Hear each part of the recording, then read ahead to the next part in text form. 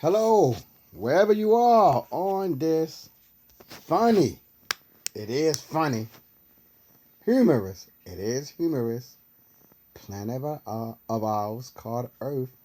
I wish you and yours an enriching, healthy day wherever you are on our wonderful, wonderful planet. My topic for the day is about the Green Goliath. If you're a comic book fan, you know who I'm talking about. Basically, I'm going to give my take on the sensational, the mysterious, the fabulous, incredible Hulk.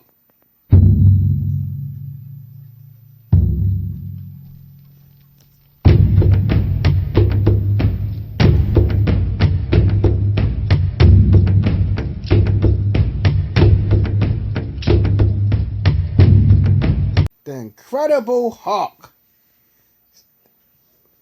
One thing good about Marvel Comics, you know when most of the characters was made. I don't know the exact date, but I do know he was made in the 1960s. That's one good thing about Marvel Comics. Most of they took off in the 1960s. So the Incredible Hulk was made in the 1960s. As I stated earlier, I'm giving my own little take on him since I've been a comic book reader for many, many years. The first thing I love about the Incredible Hulk, he broke the mold. You may ask, how did the Hulk break the mold? He broke the mold because he does not have a human looking color. He's not brown. He's not black. He's not yellow. He's green. He broke. You can say. You can, now I know originally. I had my little research. The Hawk was gray. He was gray, like that Solomon Grundy. I wonder who came first, Solomon Grundy or the Hawk. But since DC was around longer, maybe Solomon Grundy was here first. Well, anyway, but the Hawk was said to be gray, and the reason Marvel turned him green because they had printing issues, a printing crisis. So they said, hey, we gotta give him another color because we can't print gray. But hey, Solomon Grundy, he's gray, so DC didn't have no trouble printing him. So I wonder what perplexed Marvel. But you know, my good people, you don't want to call your competitors and say how you are able to print, how you're able to print that great character. So that's one thing we know in America. Most companies like to keep their things hush hush because even though we love them, the Hawk, he's still a trademark creation. He's still basically just an invention of the mind. So that's one thing I love about the Hawk. He broke the mold for the most part because he's green. Then ever since he was made, we had other characters who got different colors, like the Red Hawk. The thing is orange. The Red Hawk is what color is he? Red.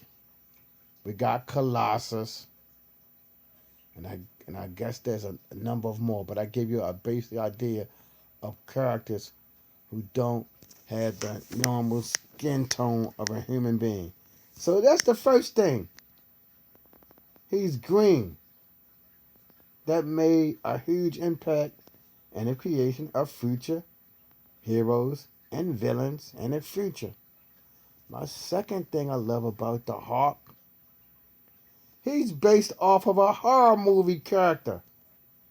If you didn't know, but I should know, because I was raised back in the 70s and 80s, and horror movies was a big deal to me as a little kid. I don't know if a lot of little kids watch horror movies that more, but he's based off of Dr. Jekyll and Mr. Hyde.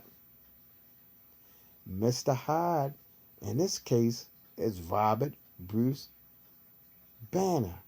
Or I'm sorry, Dr. Jekyll is Robert Bruce Banner. His alter ego, which is violent, which is destructive, which doesn't care about human life, is Mr. Hyde.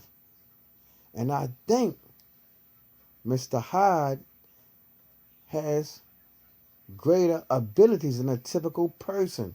Now, you know, if you study Dr. Jekyll and Mr. Hyde, I think it was made in the 1930s. Don't quote me on that.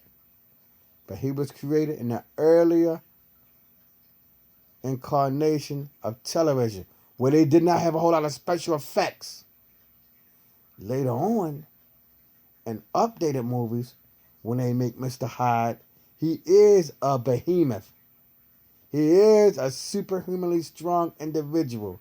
He can't resist damage. But, you know, back in the 1930s, when he was made, he still looked different. Mr. Hyde looked different than Dr. Jekyll. Mr. Hyde was a little bit bulkier than Dr. Jekyll with the 1930 technology. He was a little bit bulkier. I believe he was a little bit taller, like the Hawk is a lot taller than Robert Bruce Banner. Mr. Hyde, a normal human being, could not take him down easily. He could easily manhandle the typical human being. It would take like several human beings to bring him down. Also, based on Dr. Jekyll and Mr. Hyde, I think Mr. Hyde came out in the evening time. I don't know if he took a serum or what, but why would he take a serum to keep changing into an alter ego who's destructive? So I think Mr. Hyde, from what I know, whatever he called, I haven't thought about him in years until I made this little comment about the Hawk. But I think he came out in the nighttime. If you know anything about the Hawk history, and originally the Hawk was a nighttime creature. He will always transform, or Robert Bruce Banner will always transform into the Hawk after the sunset. But that's a downer because you know, you said, Dad, the Hawk want to be around 365 days of the year. In a modern era, Bruce Banner turns to the Hawk when he get angry, when he get outraged, when he get hurt. So technically, if Bruce Banner is calm, the Hawk may not show up for months. Now, if you saw the Hawk movies, Bruce Banner, he almost went without being a Hawk for like months because nobody didn't piss him off, didn't make him angry. So the first incarnation of the Hawk, when he came out at nighttime, he had a far more impact on the life of Robert Bruce Banner because they was basically sharing that body equally. One had the body in the day, the other had the body at the nighttime. So that's the trick with the Hawk. He's based on Dr. Jekyll and Mr. Hyde and share many of the same weaknesses as Mr. Hyde. When Mr. Hyde get calm, he revert back to Dr. Jekyll. Another thing that's so special and unique about the Hawk, he doesn't have physical limitations. Most superheroes, Superman, I know he got godlike strength. Spider-Man, Captain America, they all have physical limitations. Even Thor, they all have physical limitations. The Hawk, theoretically, does not have no physical limitation. That's unique about him. The angrier you make him, the more stronger, the more powerful, the more resilient, the more his immune factor will kick in. So he's like an unstoppable force. He's almost like a juggernaut. He's the first superhero or supervillain who does not have no clear limitations. His strength and his power increases by his emotions.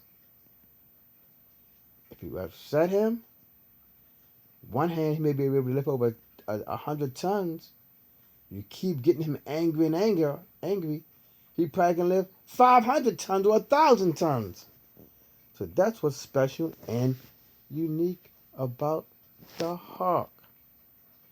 And the last thing that's special and unique about the hawk, which I can think of, he got that incredible healing factor.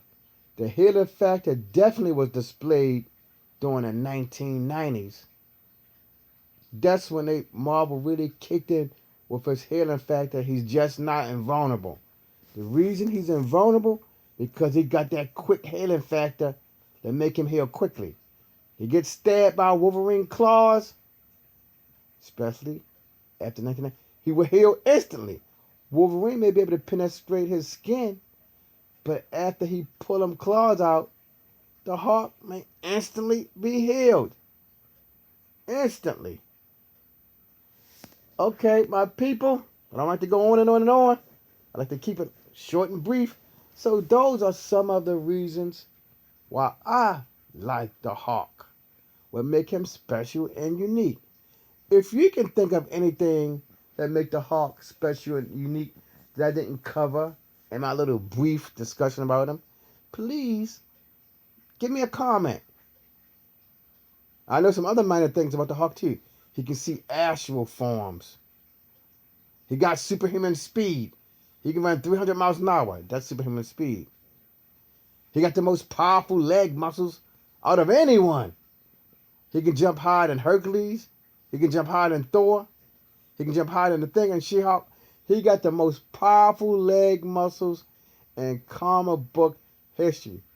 His legs are so powerful that they can give him enough force to get to the escape velocity. He can jump into space. No one else can do that. So give me your comments, a bunch of little insights about the Hawk. If you like my discussion about the Green Goliath, please give me a thumbs up. If you'd like to subscribe to the channel to hear about whatever superheroes I like, supervillains that I like, my general discussions, because I don't hear that on the internet. I don't hear nobody ever talking about why they like a character or what make them special. They read comic books. I see that a lot about the Hawk. They read a comic book. They go over comic book issues, but I'm doing something unique. I'm actually talking about my personal interpretation of them. So, if you would like to subscribe, please subscribe. If you're already a subscriber and you would like to be notified immediately about future content I put up, please click the bell button. If you think this is an entertaining discussion and you would like to share it, please share it on any of the social media platforms you deem valuable, such as Facebook, Twitter, Instagram, Vimeo, G+, and on and on and on and on and on into eternity. Thank you for stopping by. Keep reading your comics and have a wonderful, beautiful day.